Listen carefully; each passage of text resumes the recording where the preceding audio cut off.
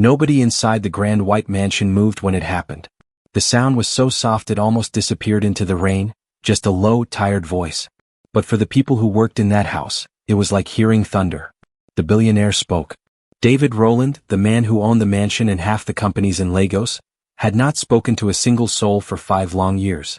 Not to his lawyers, not to his drivers, not even to the people who served his meals. His silence had become a story in the city. Some called it madness, others called it grief. And yet, this evening, with rain sliding down the tall glass windows, David said a single word. Everyone who heard it froze. Grace Adams, the new maid, clutched her umbrella so hard her knuckles turned white.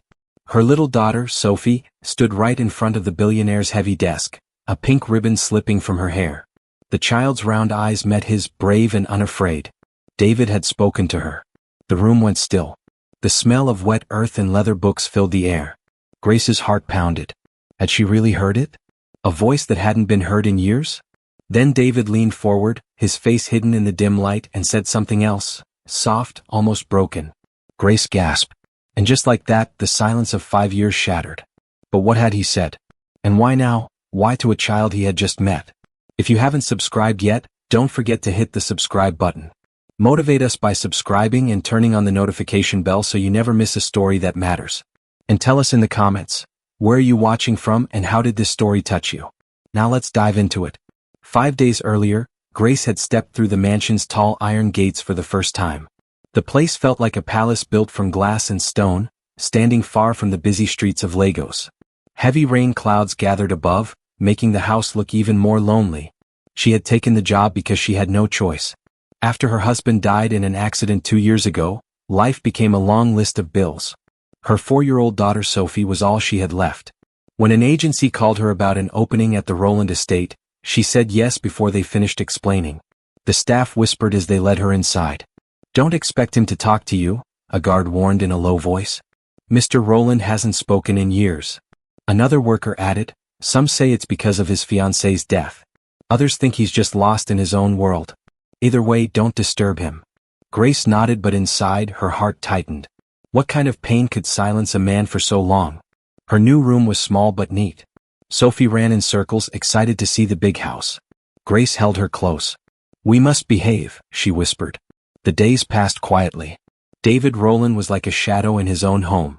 He ate alone, moved from study to garden without a sound, and never looked at anyone. His grief sat over the mansion like a heavy curtain. One wet afternoon, while Grace was polishing the long hallway floor, Sophie slipped away. Grace didn't notice until she turned and found the hallway empty. Her heart jumped. "Sophie?" she called, her voice trembling. No answer. Rain hammered the windows. Grace ran from room to room, her hands shaking. Then a loud creak echoed from the far end of the corridor. It came from the billionaire's private study. Grace's breath caught as she reached the door of the private study. The tall, dark panels of polished wood seemed to swallow the light from the corridor. She pressed her ear against it. No sound. Only the thrum of rain on the roof. Her heart beat faster. Sophie was only 4, too little to know the warning the staff had given. Never disturb Mr. Rowland when he is inside. Grace turned the handle and pushed. The heavy door gave a slow, groaning creak. Inside, the study smelled of old paper and rain-damp wood. Floor-to-ceiling shelves lined the walls, crowded with leather-bound books. Behind a wide mahogany desk sat David Rowland himself. Sophie stood in front of him, her tiny palms resting on the edge of the desk, her pink ribbon now hanging loose in her curls. David's gray eyes fixed on the child. His face, sharp and pale beneath the soft light, betrayed nothing. He looked like a statue carved from stone. Grace's throat tightened. "Sophie," she whispered, rushing in. "I told you not to." But Sophie turned her head and said with innocent wonder, "Mummy, he looks sad." The billionaire's gaze did not leave Sophie's face. He didn't blink. He didn't frown. Just silence. Grace quickly scooped her daughter into her arms. "I'm so sorry, sir." She didn't mean. David raised one hand. The movement was small, but it froze Grace where she stood. He didn't speak. He simply lowered his hand again as if dismissing her apology without a word. Grace hurried out, her heart hammering. When she closed the door behind her, she leaned against it, her legs weak. Sophie wriggled in her arms. "Mummy, why doesn't he talk?" Sophie whispered. Grace swallowed. "Because some people are hurting," she said softly. And sometimes when people hurt, they stop talking. That evening, Grace tried to focus on her work, but her mind kept returning to the cold, watchful silence of the man in the study. The other staff were full of whispered warnings. "You're lucky he didn't fire you," said Mrs. Ada, the housekeeper, while folding linen in the laundry room. 5 years without a single word. He hasn't smiled once since his fiancée died. No one dares go near that study. Grace shivered. 5 years. Mrs. Ada nodded. They were to be married. On the morning of the wedding, her car crashed on 3rd Mainland Bridge. Since then, nothing. He locked his heart and threw away the key. The words weighed on Grace all night. 2 days later, Sophie escaped again. Grace found her in the garden, standing in the rain with her little arms stretched wide. David stood under the stone archway, an umbrella in his hand, watching Sophie twirl. Grace hurried forward, ready to pull her daughter back, but David lifted the umbrella and stepped toward the child. He held it over her head without a word. For a moment, Sophie simply stared up at him, droplets of rain sliding down her cheeks. Then she smiled, a bright, fearless smile. "Thank you, sir," she said, her voice clear. Something flickered in David's eyes. A shadow of something Grace could not name. Grace froze. Was it possible? Did she see the faintest curve of a smile at the corner of his mouth? Her breath caught, but before she could speak, David turned away, his long coat catching the wind. He disappeared into the mansion without a single sound. That night, Grace lay awake listening to the steady drum of rain on the roof. Sophie slept beside her, her small hand resting on Grace's arm. The image of David holding the umbrella over her daughter replayed again and again. It was a simple act of kindness, but in a house where silence ruled like a king, it felt like the first crack in a wall that had stood too long. Somewhere deep inside, Grace sensed that something was shifting, something neither she nor the staff could fully understand. The next morning, a sudden crash echoed from the east wing of the mansion. The sound of breaking glass cut through the quiet like a scream. Grace leapt to her feet. Sophie sat up, eyes wide. "Mummy, what was that?" Grace's heart pounded. She knew at once where the noise had come from. The music room. The echo of shattering glass rang in Grace's ears as she hurried down the long corridor toward the east wing. Sophie clung to her hand, trying to keep up with her mother's urgent steps. The mansion's hallways were dim, lit only by the pale morning light filtering through high windows streaked with rain. Every footstep seemed louder than it should be. When they reached the music room door, Grace hesitated. The scent of dust and old wood drifted through the crack beneath the door. She slowly pushed it open. The grand piano stood in the center of the room, its black surface gleaming faintly in the gray light. One of the tall windows stood wide open. Shards of broken glass glittered on the floor, wet from the rain that had blown inside. Grace's heart thumped. Who had opened the window? Sophie pointed. "Mummy, look." David Rowland stood beside the piano, his back to them. His long coat was damp with rain. He didn't turn when they entered. "Sir," Grace began, but her voice caught. He raised a hand slightly as if to quiet her. Then he placed his fingers on the piano keys. A single note rang out. Oh, haunting. The sound was so pure and sudden that Grace felt her breath hitch. Sophie's eyes grew wide. David pressed another key, then another, forming a slow, broken melody. His head dipped forward, gray hair falling across his forehead. It was the first sound of music the house had heard in 5 years. Grace stood frozen, afraid to move. She could see the tension in his shoulders, the way his hands trembled slightly as they touched the keys. Finally, his voice, rough and barely more than a whisper, broke the silence. She loved this room. Grace blinked. Did she hear right? David turned slightly, his eyes fixed on the piano, not on her. "Laura," he said, his voice low but steady now. "She played every morning. She said the piano made the house breathe." Grace swallowed the lump in her throat. She had heard the stories from the staff, but never from his own lips. Sophie stepped forward, her little shoes crunching lightly against the glass. "Who is Laura?" she asked softly. David's gaze lingered on the piano. For a long moment he didn't answer. Then he said, "Someone I loved, someone I lost." Sophie tilted her head, her eyes full of the simple compassion only a child can give. "When I miss my daddy," she said quietly, "I talk to the sky. It makes me feel like he can hear me." Grace's chest tightened. David finally turned his face toward Sophie. His eyes, once dull with grief, now carried a faint, fragile light. "And does it help?" he asked gently. Sophie nodded. "Yes. It makes my heart lighter." David looked down at the keys, his fingers brushing them as if each note held a memory. "Perhaps," he whispered. I should try that. For the first time in years the house did not feel like a tomb. The air itself seemed to soften, as though the walls had been waiting for this moment. Grace stood beside Sophie, barely breathing. She could sense the weight of David's pain and the tiny spark of hope that had just been lit. Suddenly, a heavy thud came from the hallway outside. It was sharp and sudden, as if something heavy had fallen against the wall. Grace jumped, clutching Sophie's shoulder. David's head snapped up, his eyes narrowing. The sound came again, this time closer. Someone, or something, was in the corridor. The hallway outside groaned again, the sound like wood straining under weight. Grace's heart raced. Sophie pressed herself against her mother's leg, her tiny fingers clutching tightly. David rose from the piano bench in one swift motion. The quiet music room seemed to shrink as his tall frame moved toward the door. For a man who had been silent for 5 years, there was sudden purpose in the way he strode forward. Grace followed, though every instinct told her to stay back. The corridor beyond the door stretched long and dim. Shadows flickered under the weak glow of the wall lamps. A picture frame lay shattered on the polished floor. Its glass had broken into sharp, star-like pieces. David bent and picked up the photograph inside. The paper was damp from the rain that had blown in through the broken window. It was a wedding picture. Grace recognized David instantly, years younger, his arm around a young woman whose smile seemed to light the entire photo. Laura. Grace's breath caught. Sophie tilted her head, curious. Is that her? Sophie whispered. David's hand trembled as he brushed a thumb across the woman's face. For a moment he said nothing, only stared. Then in a low voice he answered, Yes. This is Laura.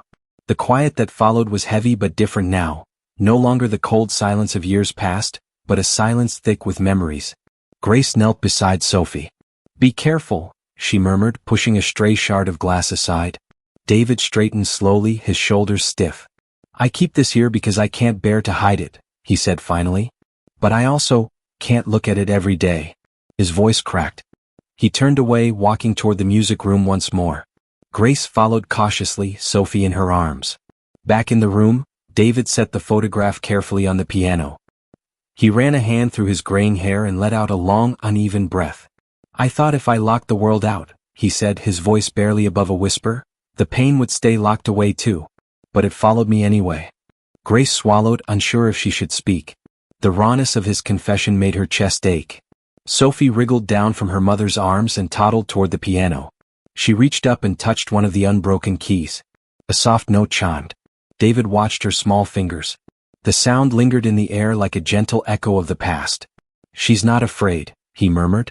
She doesn't know how to be, Grace replied quietly. Children see what is, not what's gone. David's eyes softened. Laura used to say that. Sophie looked up at him. Who will play the music now? She asked. David stared at the keys for a long time. Then, almost as if to answer the child, he pressed a chord, low, warm, and deep. The house seemed to sigh. The single chord filled the room and spilled into the hallway, chasing away the stale silence that had ruled for so long. Grace felt something inside her shift. It was as if the mansion itself had been holding its breath, and now, at last, it was exhaling. A sudden gust of wind rushed through the open window behind the piano, scattering the broken glass in the hallway like tiny stars. Grace turned, startled.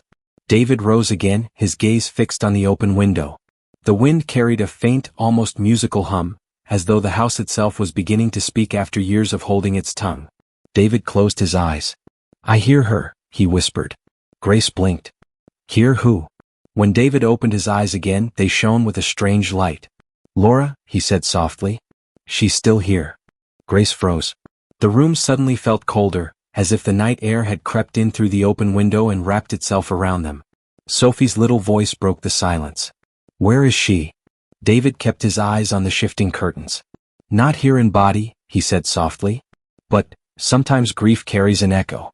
Tonight it feels like she's near. His voice was low and unsteady, but it was the first time he had spoken so many words in years. Grace stepped closer, holding Sophie's small hand. Maybe it's her way of reminding you you're not alone, she said gently. David gave a faint, weary smile. I've tried to convince myself she's gone completely. But every night I still hear the last song she played. Even when I close my ears, the notes find me. He looked down at Sophie. You pressed the same keys she loved the most. Sophie tilted her head. Maybe she wanted you to hear it again. David's eyes softened. He reached out and, almost shyly, tucked the pink ribbon that had slipped from Sophie's hair back into place. Grace watched, her heart tightening. She could see the wall of silence he had built over 5 years beginning to crumble. Later that night, the mansion was unnaturally quiet. The staff had retreated to their quarters, leaving the vast rooms empty and still. David remained in the music room, standing by the piano.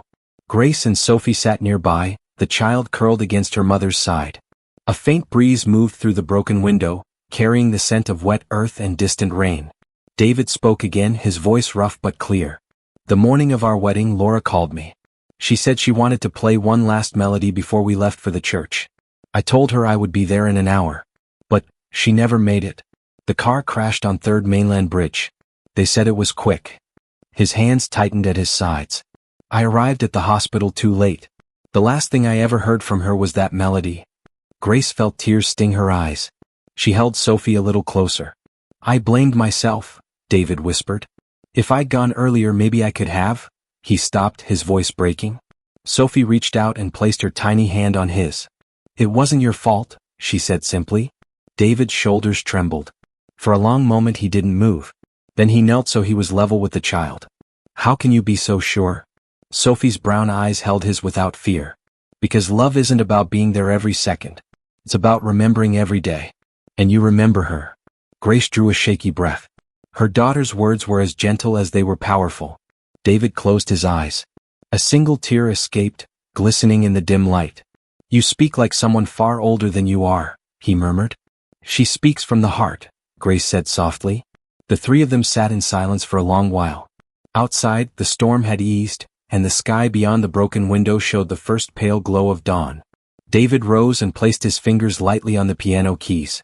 A slow, tender melody filled the room, soft at first, then steady, like a heartbeat finding its rhythm again. Grace felt the notes settle deep inside her chest. David's voice, quiet but sure, floated above the music. "For 5 years I kept the world out. But tonight, I think I finally remember how to let it in." He played a final gentle chord. The house, once heavy with grief, seemed to breathe. Then, somewhere deep in the mansion, a door creaked loudly. David stopped playing. The sound came again, closer this time, like footsteps on the marble floor. Grace held Sophie tightly. "Who's there?" she called, her voice trembling. No one answered. The creaking grew louder, slow and deliberate, like someone walking the marble hall in no hurry. Grace tightened her arms around Sophie. Her heart thudded so hard she felt it in her throat. David set both hands flat on the piano lid. His gray eyes narrowed. "Stay here," he said quietly. He crossed the room in long strides and stepped into the hallway. Grace followed a few paces behind, clutching Sophie's hand. The corridor stretched ahead, pale in the early dawn. A thin mist of rain drifted in through the broken window, dampening the floor. "Is someone there?" David's voice rang out, steady now, so strange and commanding after years of silence that Grace almost didn't recognize it. No reply. A moment later, a strong draft pushed through the open window. The heavy curtains flared, knocking another picture frame from the wall. It hit the floor with a sharp crack. Sophie jumped, but David caught her gaze and offered the smallest nod of reassurance. He bent and picked up the fallen frame. Inside was a sheet of yellowed music paper, the notes written in a woman's neat, looping hand. David's breath caught. "Laura's last composition," he whispered. I thought I lost it." He stared at the page for a long time, his fingers trembling. Then, slowly, a faint, almost incredulous smile spread across his face. "It's as if she wanted me to find it," he said softly. Grace's own fear melted into quiet wonder. She watched him hold the music sheet as if it were the most fragile treasure in the world. Sophie peered up at him. "Will you play it?" David looked down at her, something like light dawning in his tired eyes. "Yes," he said simply. "Yes, I will."